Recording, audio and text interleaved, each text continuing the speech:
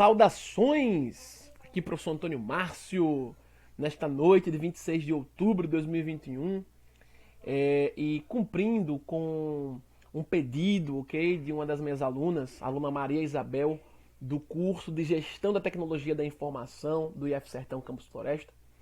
Estou aqui resolvendo com detalhes este exercício, que faz parte de uma questão, ora solicitada pela colega. E aí, com grande esmero, eu quero aqui solucioná-la e com vídeo explicativo para que ela possa usufruir desse momento apaixonante a partir da grande ciência matemática. Seja A, primeiramente leitura, seja A um número real e F que está definida do conjunto dos números reais. Lembra aí, tá, gente? Vou colocar aqui bonitinho para vocês, ó, mais uma vez. Lembre que esse intervalo aberto de menos infinito indo a mais infinito também aberto nada mais é do que a reta real completa, tá? Que é infinita. Então, essa f é uma função cujo domínio é dado pelo conjunto dos números reais. E essa f, ela correlaciona tal conjunto com o conjunto aqui que também é um intervalo, logo está contido em R, ok? Intervalo real. Saindo de uma constante Azinho, que ele falou que Azinho era o número, e indo até mais infinito, ok? Fechado à esquerda em Azinho e um intervalo aberto lá em infinito. E ele nos diz que essa função f é uma função definida por f aplicada a x, de tal modo que sua escrita algébrica, seu modelo algébrico é dado por m ao quadrado, que multiplica x ao quadrado, mais 4mx mais 1. Detalhe importante, com este mzinho que surge nesse modelo funcional sendo distinto de zero. E aí vem o pedido do exercício, tá? O valor de A para que a função f seja sobrejetora é, então, nada mais aqui natural do que você considerar que f é sobrejetora e com isso obter o valor de A. Então, o primeiro passo aqui que eu quero destacar para vocês é lembrar o conceito de função sobrejetora, tá? Ó, se essa função f ela é sobrejetora, vou colocar abreviado aqui, tá? Sobre G. Se ela é sobrejetora, então recorde-se a amarração do conceito de sobreposição entre contradomínio e conjunto imagem de uma função, tá? Então, se f é sobrejetora, então o contradomínio de f ele irá coincidir com a imagem dessa função. Ou seja, f é uma função que cria uma dependência entre um domínio e um contradomínio, de tal modo que todo contradomínio receberá a associação de elementos do domínio. Isso quer dizer que há uma sobreposição. Todo contradomínio, que é o conjunto de chegada na função f, ele esteve elemento a elemento associado com elementos lá do domínio, ok? Então, a ideia de falar até sobrejetora, né, comentando convosco essa lembrança, falar sobrejetora, por que esse termo, tá? Existe uma caracterização aí desse vocábulo, ok? Sobre de sobreposição, tá? Então, todo conjunto imagem está sobreposto, está sobre, pode ser espelhado, refletido sobre o contradomínio. Pronto. Primeiro passo, gente, para resolver esse exercício era lembrar disso, tá? Obviamente, porque senão sequer você vai sair do lugar, né? Recorde-se que eu tenho que achar A nesse exercício, de modo que f seja sobrejetora. Então, recorda o conceito lá. Se f é sobrejetora, então o contradomínio dessa f deverá coincidir com o conjunto imagem também dessa f. Primeiro ponto aí, tá? Marcar aqui essa observação. Vamos ao segundo passo do nosso raciocínio aqui em tal exercício. Bom, em um segundo passo, o que você deverá fazer para obter este Azinho, na condição de que f seja sobrejetora? Você vai olhar agora para a função que lhe foi dada na sua lei de formação. Quando eu olho para a minha f, que eu já sei que tem que ser sobrejetora, e olho o modelo dessa função escrita algebricamente, eu vejo que é um modelo de função polinomial do segundo grau. Por quê? Se nós temos que m é diferente de zero, isso implica que f ela é quadrática. E aí, claro, você tem que lembrar dos conceitos de função quadrática, que é a função polinomial do segundo grau, tá? Vou escrever aqui, ó, quadrática. Beleza. O que mais eu posso tirar de conclusões desse meu modelo de função f, que ele deu na questão pra gente? Outra coisa importante que você pode retirar aqui ainda nesse passo 2, ó. Como m é distinto de zero, então eu sei que esse m ao quadrado aqui, que multiplica x ao quadrado, ele não vai zerar x ao quadrado, porque se esse m ao quadrado pudesse ser zero em algum momento, ficaria 0 vezes x ao quadrado e não teria mais uma função quadrática, não teria mais uma função polinomial do segundo grau. Então, não só sabendo que ele é distinto de zero, já podemos concluir isso. Ó, se m é distinto de zero, isso implica que m ao quadrado sempre será maior do que zero. Outra análise importante, antes de você ir atrás desse azinho, de modo que f seja sobrejetura. Porque outra análise importante. Note, na hora que a gente já sabe que f é quadrática, saber como se disponibiliza geometricamente, se dispõe geometricamente. O gráfico de f é de suma importância para saber quem é o conjunto imagem da função. Você quer achar azinho de modo que o conjunto imagem da função coincida com o contradomínio. Então, saber como é o comportamento do gráfico da minha função quadrática é saber como eu vou calcular a imagem por meio de y, que é que representa a imagem lá no contradomínio da função f. Na hora que ele disse que m é distinto de zero, eu sei que isso implica que m ao quadrado é positivo. Por que a gente pode concluir isso, gente? Guarda comigo, lembra comigo. Quando eu pego um número qualquer num ambiente de números reais, como é o caso aqui da função, que é uma função de domínio real. Quando eu pego um m e elevo ao quadrado, seja ele positivo ou negativo, o número real, tá? Isso sempre vai dar uma resposta positiva. Qualquer número, seja ele negativo ou positivo, elevado a 2, elevado a um expoente par, dá uma resposta positiva. E aqui eu posso garantir mais. A gente pode garantir que esse m ao quadrado ele é maior do que zero. Ele é estritamente positivo. Nem nulo ele pode ser, porque, claro, se m fosse zero aqui, zero ao quadrado dá zero. Mas como a questão mesmo nos disse que esse m é distinto de zero, pronto. Pegando um m positivo ou m negativo, elevando ao quadrado, isso sempre vai dar maior do que zero. Porque menos com menos, mais. E mais com mais também, mais. Beleza? Aí um pouco de álgebra de sinais na operação de potenciação que traduz-se em uma multiplicação. Beleza? Pronto.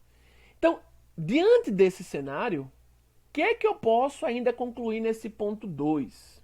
Olha que lindo. F tem representação gráfica, acompanhe comigo, ó. Representação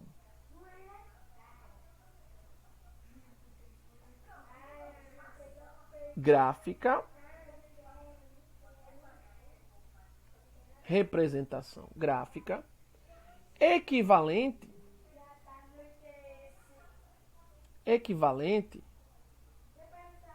a uma parábola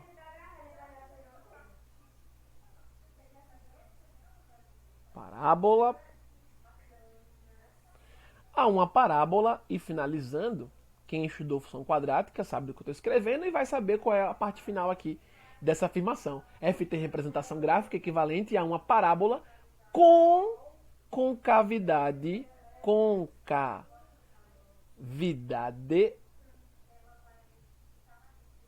para cima. Isso acontece sempre que o coeficiente de x ao quadrado ele é positivo. E dá para experimentar isso construindo gráficos no plano cartesiano, tá? Lembre que a palavra concavidade é indicando a cavidade desta parábola. Aqui nós poderíamos só exibir uma representação no esboço geral sobre tal estrutura. Teria aqui o plano cartesiano, ó, eixo y, eixo x, colocar aqui bonitinho. Tá? E o que é uma parábola com concavidade para cima? Tá? Parábola, que é aquele contorno parabólico, tá? Com concavidade para cima, aqui está a cavidade, tá? Essa entradinha na curvatura em forma de U, indicando a cavidade, e essa cavidade voltada para cima, ok? Isso acontece sempre que o cara que multiplica x ao quadrado, num modelo de função quadrática, ele é positivo. Então o que vai acontecer? Se o eixo horizontal é eixo x, o eixo vertical é eixo y, e y é a imagem da função, basta eu pegar o vértice dessa parábola, tá? Se ela tem cavidade para cima, o vértice é o ponto mínimo da curva parabólica, tá? Lembrando aí do que é vértice da parábola, sempre é aquele ponto onde eu mudo o sinal de crescimento ou decrescimento da parábola. Por exemplo, observe aqui, ó, da esquerda para a direita, que seguindo o contorno da parábola a gente vem diminuindo, decrescendo. Quando passa pelo ponto mínimo, que é o chamado vértice da parábola, nós continuamos agora no contorno da parábola crescendo, ok? Se a parábola tivesse concavidade para baixo, o ponto, que aqui seria agora de máximo, é o nosso vértice, ok? Vou chamar aqui de V de vértice, ok? V de vértice, ok? Então, vértice da parábola sempre é aquele ponto em que a gente muda o sinal de crescimento, bem como de decrescimento, dos contornos parabólicos, tá? Inclusive, do vértice da parábola para um lado e para o outro, nós temos os ramos da parábola. Coisa linda, né?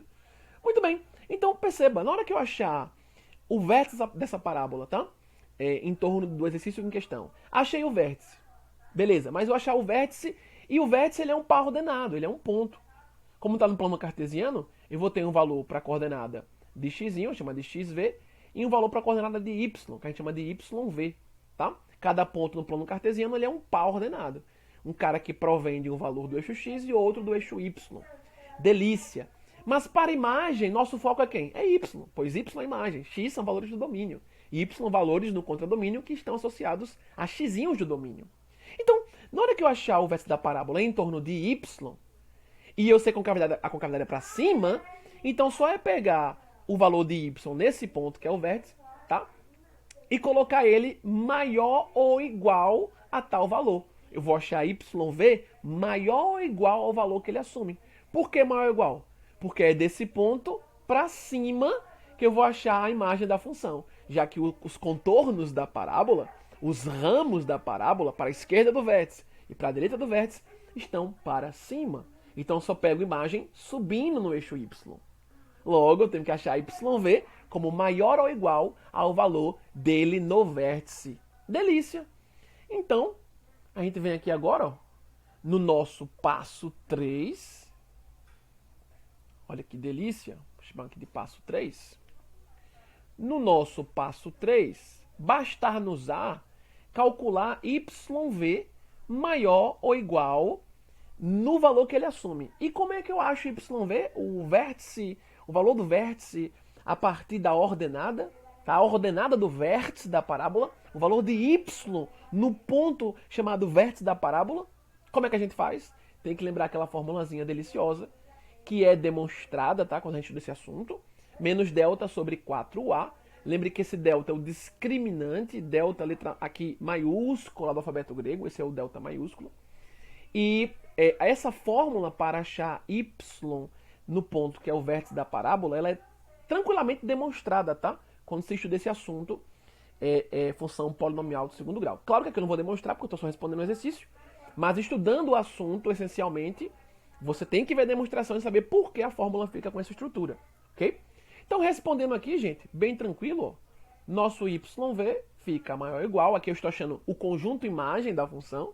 Na hora que eu achar o conjunto imagem da função, como eu sei que ele deverá coincidir com o contradomínio, vamos conseguir encontrar o valor de azinho, tá? Uma delícia. Então, lembra como é a fórmula do delta, tá? Tem um menos à frente dele, então quando for inserir os valores de delta, o discriminante do modelo funcional quadrático, pois é um polinômio do segundo grau, o modelo desta função, quando for inserir os elementos de delta, insira colocando parênteses, porque tem um menos fora, tá bem? E lembrando aqui para vocês, ó, quem é que é o delta? B ao quadrado menos 4AC. Tudo isso sobre o 4A. Lembre que esse Azinho, esse Bzinho, Czinho, são coeficientes que estão no modelo da função quadrática dada no exercício. Aí você volta lá no exercício, ó. Quem é minha função f? Ela é uma função quadrática, eu já sei disso, porque esse m é distinto de zero, então x ao quadrado vai permanecer aqui, é um polinômio do segundo grau. Quem é o valor de Azinho? M ao quadrado, quem multiplica x ao quadrado. Quem é o valor de Bzinho? 4m, é o valor que multiplica x. E o valor de Czinho é o termo independente de x, que não tem x multiplicado por ele, é a constante do fim da escrita polinomial. É esse 1, tá?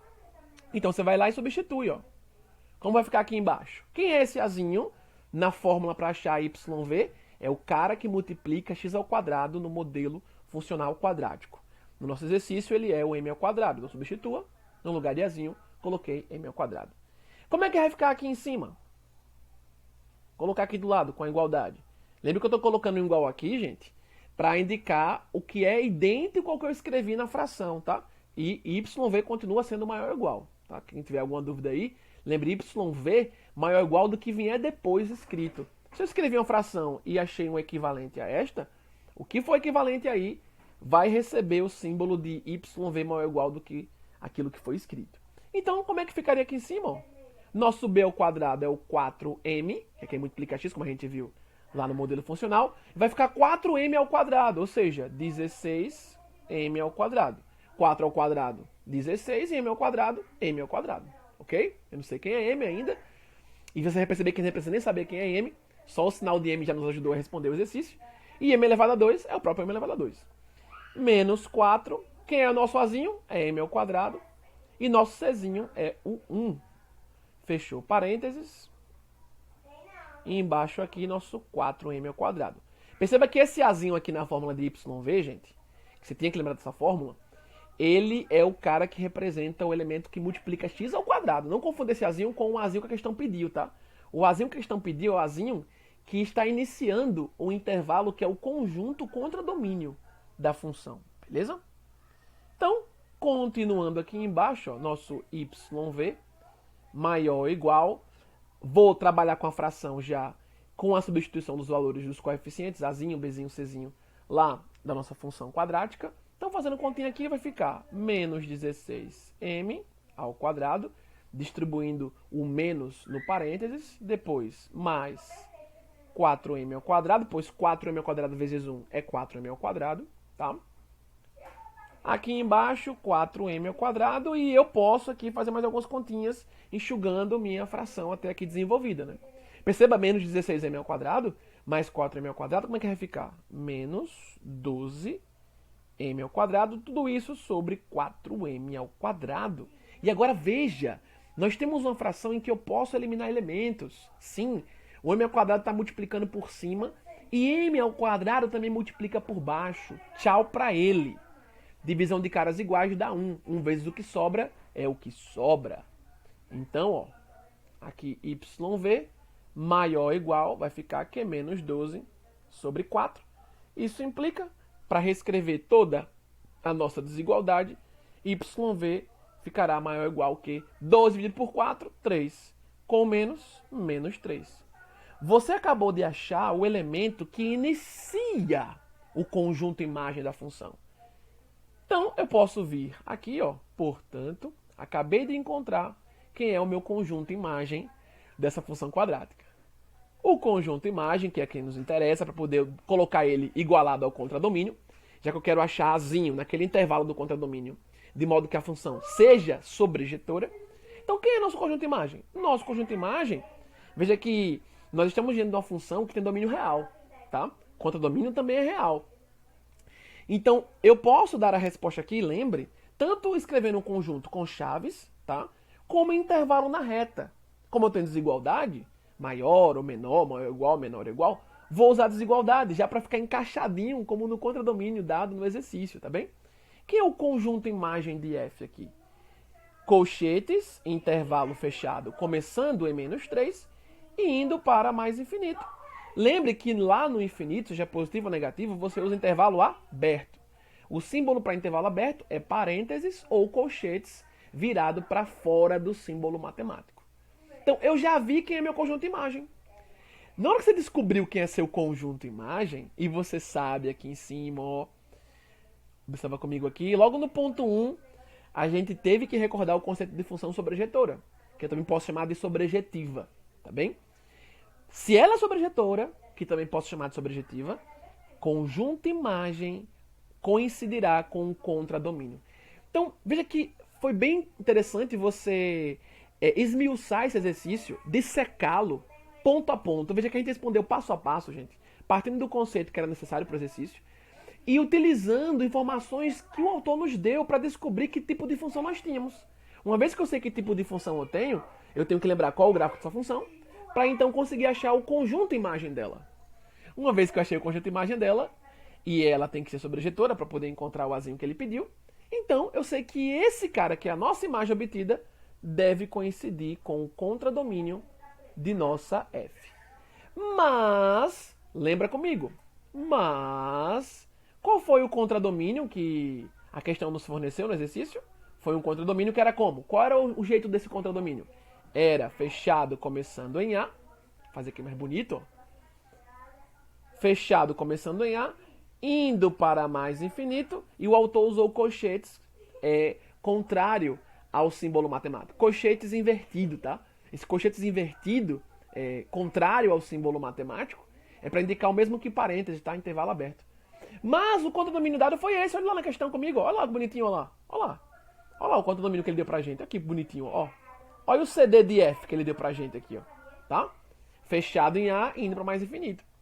Ou seja, se a gente encontrou o conjunto imagem, ele vai coincidir com o contradomínio porque a função tem que ser sobrejetiva, sobrejetora. E aí eu lembro como foi o contradomínio que ele nos deu, eu descubro quem é A, né, gente? Mas, sabendo o contradomínio de F é dessa forma, então, qual a nossa conclusão? Então, o Azinho pedido no exercício, que ele usou com essa escrita, tá? Até para não haver qualquer confusão com o Azinho da fórmula do Y vértice, vou colocar aqui também um Azinho escrito num formato caligráfico diferente, tá? Esse Azinho assim, ó. Que lindo. Então, nosso Azinho aqui, ele deverá ser quem? Menos 3. Porque aí, se esse Azinho que inicia o conjunto contradomínio da função, portanto, uma vez coincidindo com o conjunto imagem, ele terá que ser o menos 3. Aqui, se contradomínio coincide com o conjunto imagem, então esses dois carinhas aqui, ó, deverão coincidir para que eu tenha conjuntos idênticos. Ambos os conjuntos, imagem e contradomínio, vão para mais infinito. Ambos começam com intervalo fechado. Imagem começa em menos 3. Contradomínio ele não falou, que era um Azinho. Mas se eles vão coincidir, uma vez que eu achei a imagem, então esse Azinho deverá coincidir com menos 3 para que eu tenha conjuntos idênticos. E assim, você finalizou o exercício. Olha que lindo. Daí você sobe comigo aqui bonitinho, ó, e escolhe o item a ser assinalado. Qual o valor de Azinho que eu devo assinalar? Menos 3. Item B, B de bacana, B de bênção. E até a próxima, pessoal. Um forte abraço.